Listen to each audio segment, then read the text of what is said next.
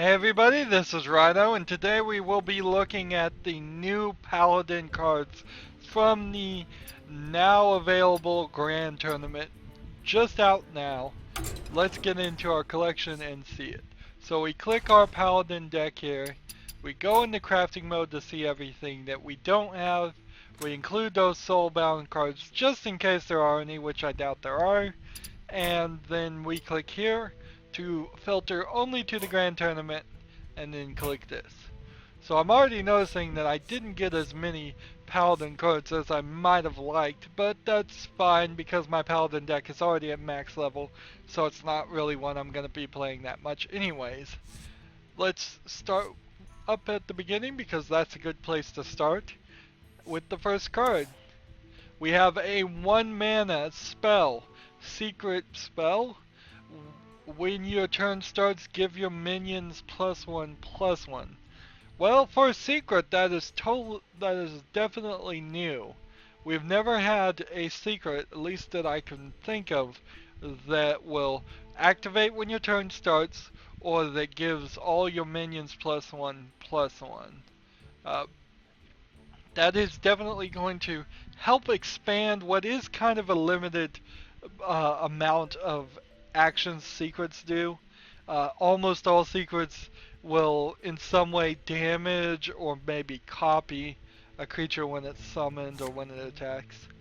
So for it to do something new, that seems like a good idea. And it probably would work pretty good with the Paladin concept because usually your Paladin deck is about getting slightly more minions on the field that are slightly weaker. Next one we have is the Argent Lance. It is a 2 mana, 2 attack, 2 durability weapon. This is the first Grand Tournament weapon I have seen. It has a battle cry. It reveals a minion in each deck. If yours costs more, +1 durability. So again, it is the Joust battle cry, but they're not using the phrase Joust. I'm not sure if they really are going to yet, but I bet they will eventually. Because you could certainly make this easier to read if you just said Joust if you win +1 durability. Instead of battle cry, reveal a minion in each deck if yours costs more, +1 durability. But I think they're introducing the concept this update, and they'll probably, I'd say at least the next 2 years, introduce the phrase. But then they did introduce the inspire phrase without really having that concept be in existence before. So I'm not sure why they chose to go 2 different directions here. The next card we have is a 3 mana spell, Seal of Champions. Gives a minion +3 attack and Divine Shield. Is this a good card is the question. I think for 3 mana this is a great card. 3 mana for +3 attack alone would probably be a good card, and getting a Divine Shield is pretty good. You would probably want to try and use this on the Dragonkin Sorcerer, because that creature in particular gets a bonus attack when you target it with a spell that increases its attack. So you could do something like this on a Dragonkin Sorcerer, get it more powerful, then play some other cards on it that will double its attack and double its attack either.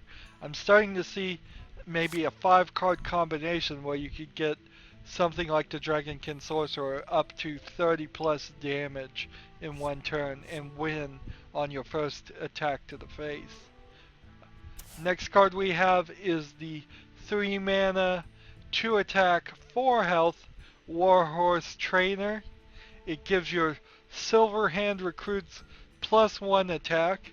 Now, I have seen there are a couple of other cards in the Paladin deck that give your Silver Hand recruits +1 attack. I think maybe even +1 attack, +1 health.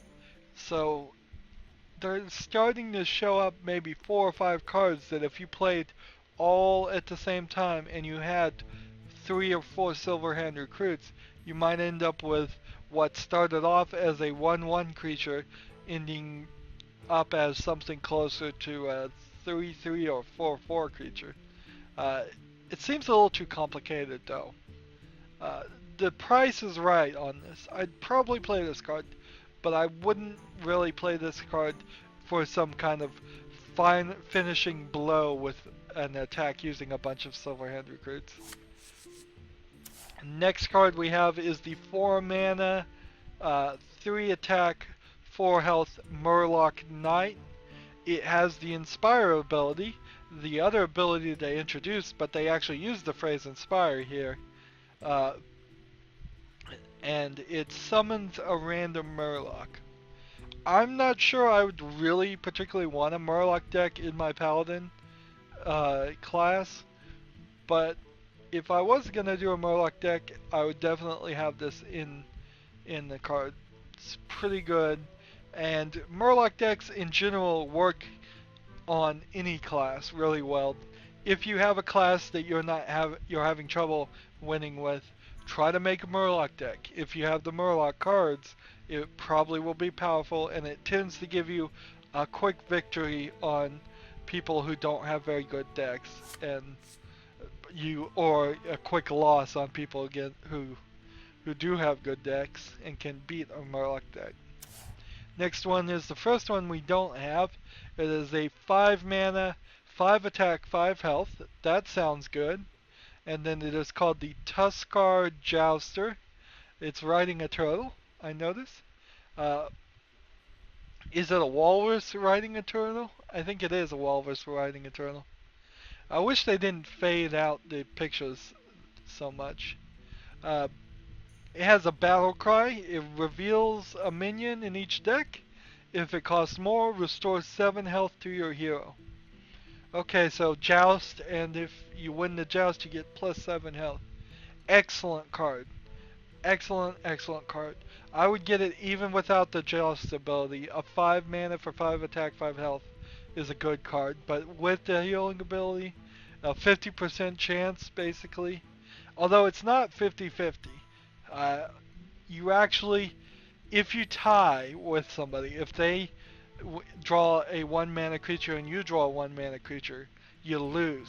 So you're actually less than 50% chance of victory, but only slightly. Next card we have a 6 mana spell. Enter the Coliseum. Destroy all minions except each player's highest attack minion.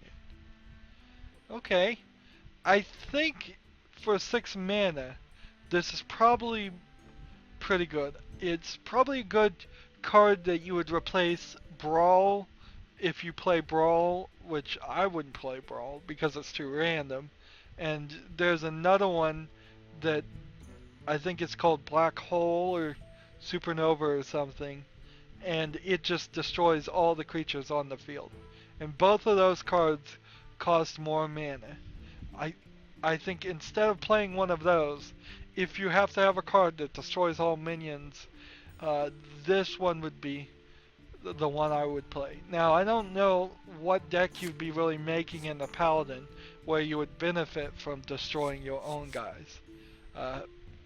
This is kind of a desperation play in a lot of ways. You would have to have nothing on your field worth saving. Next card is a 6 mana, 6 attack, 6 health.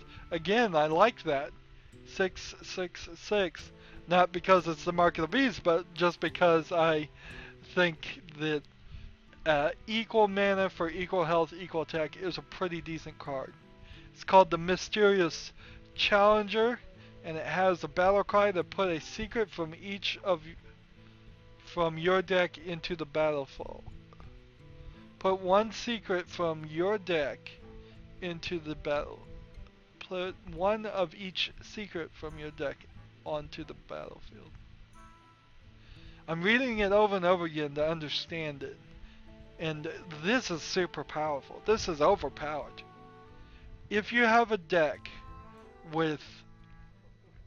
for the Paladin, let's say the Paladin has 5 types of secrets that it can have. You summon this, it's going to grab all 5 of those secrets and put them on the battlefield immediately. Just activate all of your secrets at once. That's super overpowered. Now, it is in the Paladin deck, which kind of balances it out, because I don't think there's tons of secrets the Paladin uses. If the Hunter could do this, it would be a nightmare. If the Mage could do this, it would be a nightmare. But it's still kind of overpowered. And lastly, we have a 7 mana, 3 attack, real low, but 7 health creature called Erdrick the Pure. Is that Erdrick or Eric? I think that's probably what Eric was originally pronounced, but I don't know how you would pronounce that in Old English. Erdrick the Pure. And he has a battle cry to change all enemy minions attack to 1. Okay, interesting, but I'm not sure I'd really play this card. For 7 mana, it's a kind of desperation play, for same as the attack of the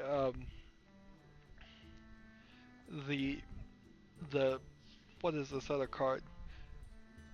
We have 2 desperation cards here. The Enter the Coliseum and Erdrick the Pure. Both kind of feel like desperation plays you'd play when you're losing and the opponent has a lot more characters than you, and it's not something you'd want. Now, what I am wondering is when you play this card, what happens if there's a tie? Does it kill them all, or does it leave them all alone? Because you could have, if you played these 2 cards, 2 very different outcomes. You could play this, and if it ties, it kills them all. Then this card, after you played the other, would eliminate the board of your enemies. But if this card, when it ties, just leaves them all, well, then playing this card before to give all your enemies an attack of 1 would actually be a mistake, and it wouldn't kill them. But then you might play this first, and then play this, and then it would work. So, 2 cards that are going to work together. The question is, how does it work together? One way or the other. I'll have to play those cards and figure it out. But I'll have to do that later. We are done with this episode. As always, I ask you to like, share, subscribe, comment if you want to, and watch every second of my videos. All of that helps me out. If you want to support me, you can click on my name, Rydo. On the right will be a blue button that says support this channel. Click it and make a donation. If you want to friend or follow me on basically any social media sites, there's a whole bunch of links down below. Thank you for watching. Have a good evening.